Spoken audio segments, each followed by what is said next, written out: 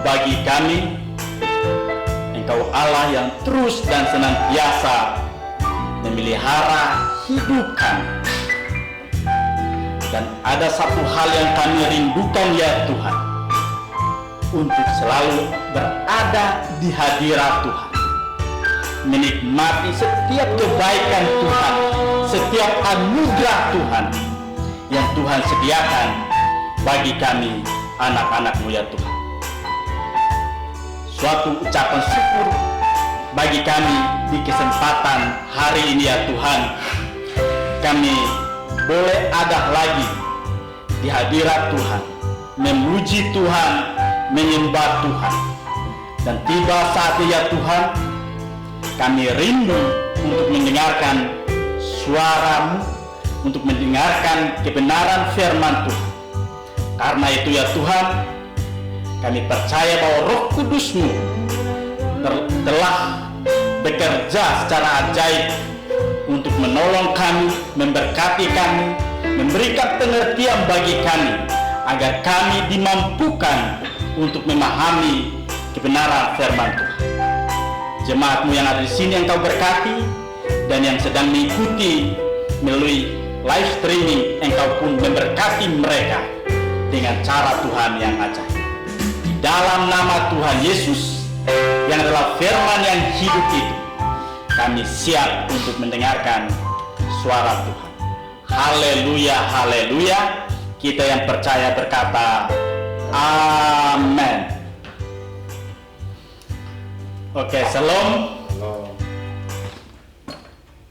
Ya, terpujilah Tuhan. Tuhan sungguh baik bagi kita. Di setiap waktu, setiap saat, dimanapun kita berada, Tuhan baik bagi kita. Dan puji bagi nama Tuhan, di kesempatan hari ini kita akan kembali lagi untuk belajar kebenaran firman Tuhan di dalam Injil Yohanes pasal 5 ayat 19 hingga ayat yang ke 23.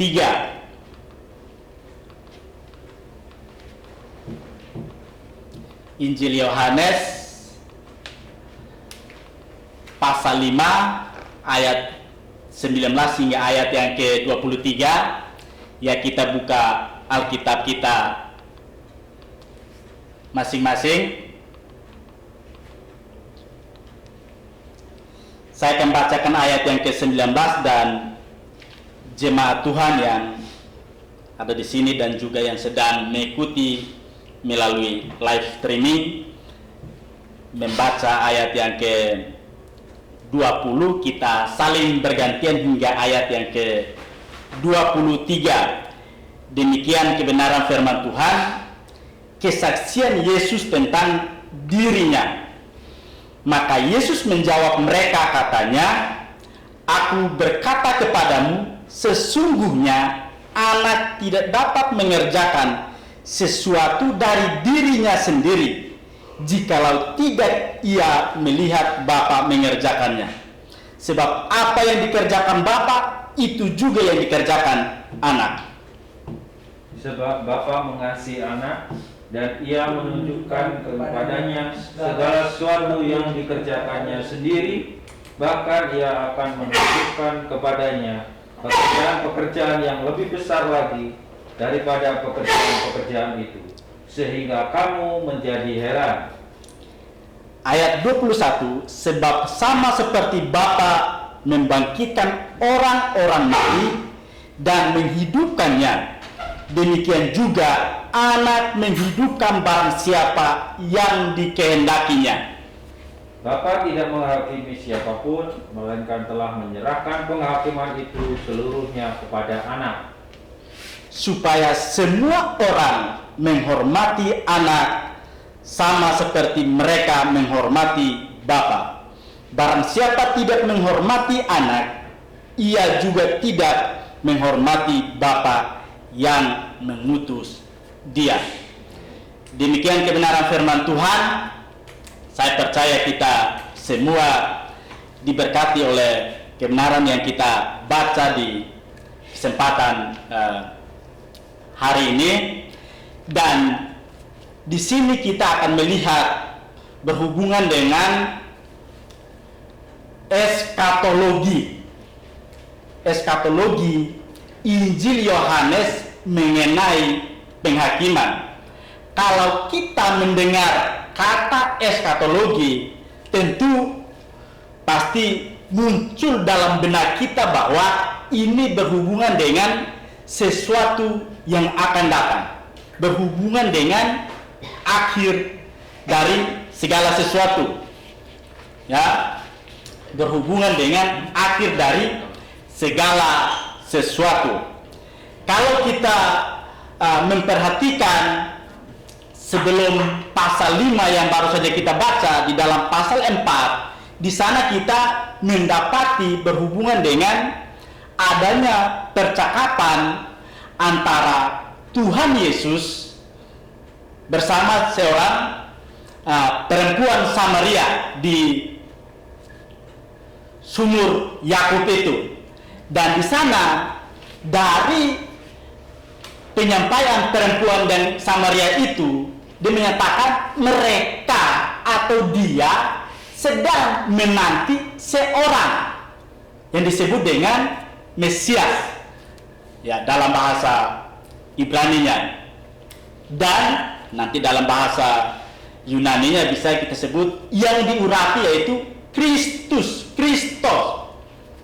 Ya, di dalam pasal itu, dan mereka sedang menanti itu, sehingga di akhir dari perbincangan itu, perempuan Samaria itu memanggil banyak orang untuk datang dan menyaksikan dia yang ada di tengah-tengah mereka pada waktu itu. Nanti kalau mundur lagi, selalu ada sesuatu berhubungan dengan di masa yang akan datang. Dan kalau kita membaca di dalam ayat yang ke-19, di sana disebutkan berhubungan dengan anak. Ada pengulangan kata anak dalam beberapa ayat-ayat berikut yang secara teologis sangat penting. Kata ini digunakan 8 kali dalam konteks yang singkat ini. Kata ini menunjukkan pemahaman Yesus yang unik akan hubungannya dengan Bapa dan mencerminkan gelar anak manusia dan anak Allah. Ya, mengapa penting untuk kita mempelajari eskatologi? Tentu yang pertama adalah ini berhubungan dengan firman Tuhan. Firman Tuhan, dan ini juga berhubungan dengan nubuatan. Hal-hal yang akan terjadi di hari mendatang. Apa manfaatnya bagi kita di masa ini dalam mempelajari untuk memahami tentang eskatologi itu? Tentu manfaatnya agar kita dapat mempersiapkan diri kita dengan baik, sehingga waktu itu, saat itu tiba, kita tetap sudah siap dalam segala hal. Karena kembali lagi pada tema kita bahwa ada penghakiman. Itu yang penting untuk kita ketahui. Kalau ada penghakiman, apakah yang harus dikerjakan, ya, di masa ini bagi orang percaya atau yang belum percaya, apa yang harus dikerjakan? Nah, tentu ini penting bagi kita untuk kita mempelajarinya. Dan kita lihat ada begitu banyak ayat yang menjelaskan di dalam Injil Yohanes ini berhubungan dengan antara hubungan anak dan bapa, dan di dalam ayat yang ke 22 tadi bacaan kita melihat di sana ada Bapa tidak menghakimi siapapun, melainkan telah menyerahkan penghakiman itu seluruhnya kepada anak. Tanya, anak ini siapa? Di dalam Injil Yohanes memang bahas berhubungan dengan tentang anak yang sah itu, anak yang dari Allah itu, yaitu Yesus Kristus itu. Makanya ini perlu kita pahami dulu bahwa berarti di sini yang akan menghakimi semua orang yang percaya dan yang tidak percaya akan menghadap kepada penghakiman itu. Ya. Nanti kembali kepada vonisnya. Vonisnya apakah dijatuhkan hukuman atau tidak? Inilah yang penting untuk kita mempelajarinya. Apakah nanti orang percaya juga nanti dihukum? Karena ini kalau dengar penghakiman berarti sangat berat bagi kita. Ya, nanti pelajari di dalam Injil Yohanes untuk lebih dalam lagi memahaminya. Di sini kita akan lihat bagaimana ayat yang ke 22 dalam Injil Yohanes pasal 5 ini mengenai penghakiman itu. Kalau kita urutkan penghakiman itu mulai kapan? Tentu sudah mulainya nanti kedatangan yang kedua. Sekarang ini apakah sudah ada berhubungan dengan penghakiman? Ada yang tahu? Pendeta, hamba Tuhan sering menyampaikan berhubungan dengan nasihat, bimbingan, arahan. Itu sedang menata kita agar bagaimana nanti hidup kita. Nah, ini harus dipahami. Firman Tuhan yang kita dengar itu seharusnya sudah sedang menghakimi kita setiap kali kita mendengarkan firman itu. Karena firman itu adalah hakim bagi kita semua, atau penunjuk, sehingga waktu Paulus diketok kita mendapat yang baik itu, atau tempat yang disediakan itu yang baik itu, bukan di tempat yang tidak baik. Ini harus dipisahkan antara yang percaya dan yang tidak percaya kepada Yesus Kristus. Ini harus dipahami juga, karena kalau kita melihat keseluruhan dari teks Alkitab, semuanya akan kembali kepada Allah.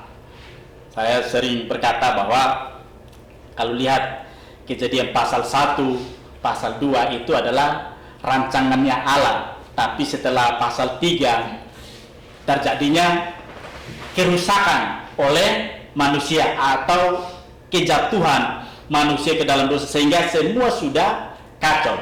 Tapi kembali lagi kalau kita melihat tulisan Yohanes di dalam kitab Wahyu pasal 21 dan 22, di sana Allah kembali lagi mengambil alih.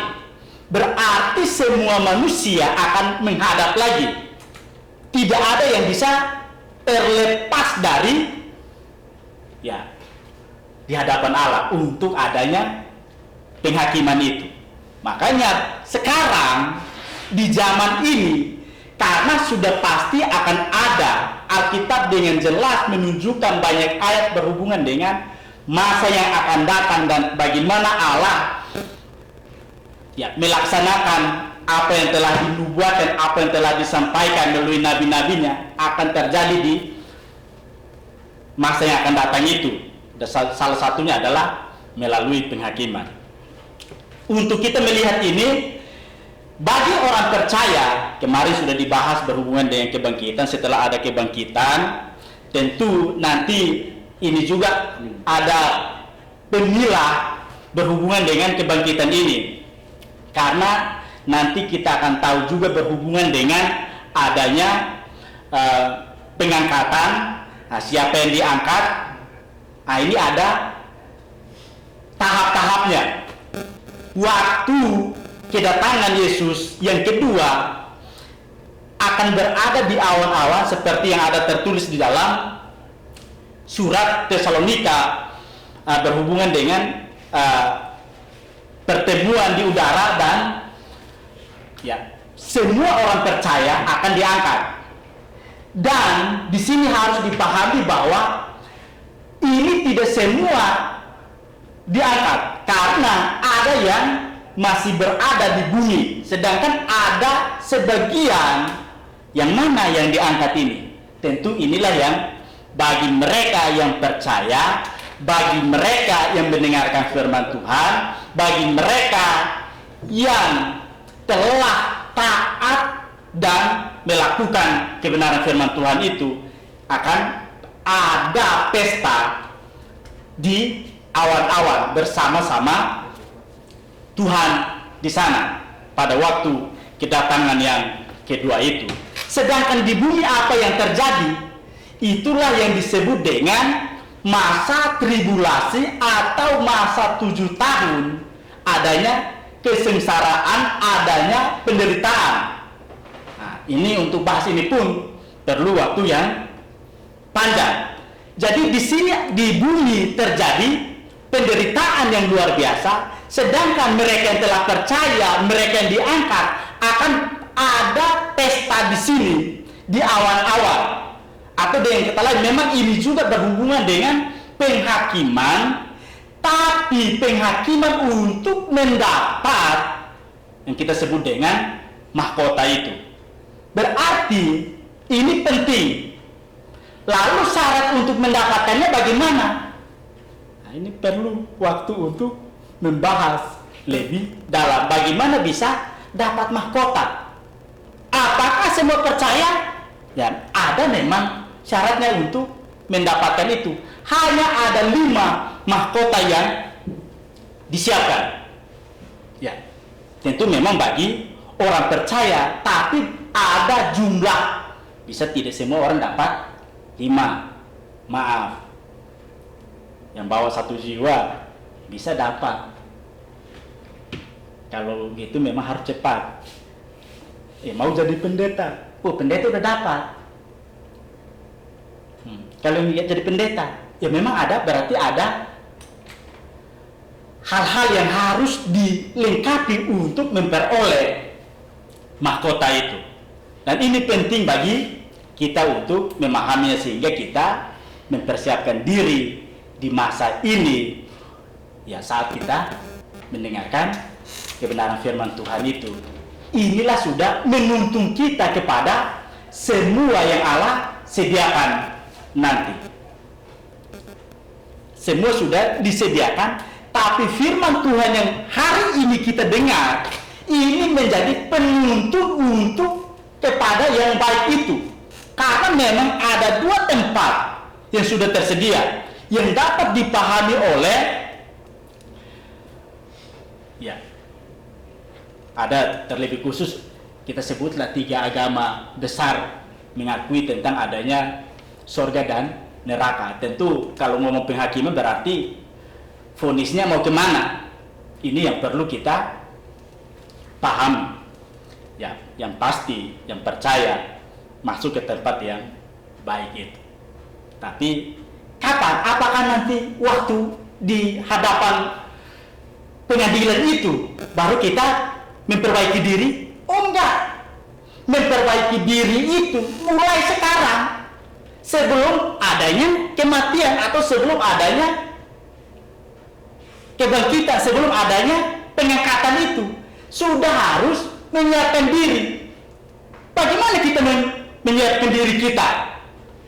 Dari petunjuk yang ada dalam firman Tuhan di dalam Alkitab yang kita punya, itu menjadi petunjuk untuk kita sehingga kita memperoleh kebahagiaan yang disediakan oleh Tuhan bagi kita semua. Setelah dengar, apakah sudah cukup? Harus menjadi pelaku firman Tuhan. Taati firman itu dan lakukan dalam hidup kita hari demi hari. Demikian kebenaran firman Tuhan bagi kita di kesempatan hari ini, dan tentu dengan waktu yang singkat ini perlu kita memperdalamnya. Kita mungkin akan melanjutkannya di sesi berikutnya atau episode yang berikutnya berhubungan dengan penghakiman ini. Mari kita satu dalam doa. Bapa di sorga, Bapa yang kami sembah, Bapa yang kami kenal di dalam Tuhan Yesus Kristus, terima kasih Tuhan untuk kesempatan yang baik di hari ini. Kami boleh ada di hadapan Tuhan, kami boleh mendengarkan kebenaran firman Tuhan, dan biarlah Tuhan Engkau menolong kami, Roh-Mu memampukan kami untuk kami memahami firman-Mu, dan kami boleh mentaati, melakukan firman-Mu dalam hidup kami hari demi hari.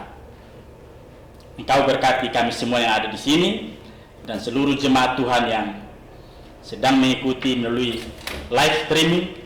Engkau berkati mereka, apapun yang mereka lakukan, apapun yang mereka usahakan, Tuhan buat semuanya berhasil di dalam nama Tuhan Yesus. Dan biarlah penyertaan Tuhan terus ada bagi kami di setiap hari, dan terlebih khusus di 1 minggu ke depan. Kami percaya tangan Tuhan ada bersama-sama dengan kami, dan kami akan mengakhiri doa di hari ini. Kami Tuhan, kami mohon Engkau Allah memberkati kami semua. Jemaat Tuhan yang dikasih oleh Tuhan Yesus, arahkan hati dan pandanganmu kepada Tuhan, dan terimalah berkat yang datang dari Tuhan. Tuhan memberkati engkau dan melindungi engkau. Tuhan menyinari engkau dengan wajahnya dan memberi engkau kasih karunia. Tuhan menghadapkan wajahnya kepadamu dan memberi engkau damai sejahtera. Di dalam nama Tuhan Yesus yang adalah Tuhan dan penolong kami yang ajaib, kami menerima berkat daripada-Mu. Haleluya, haleluya. Amin.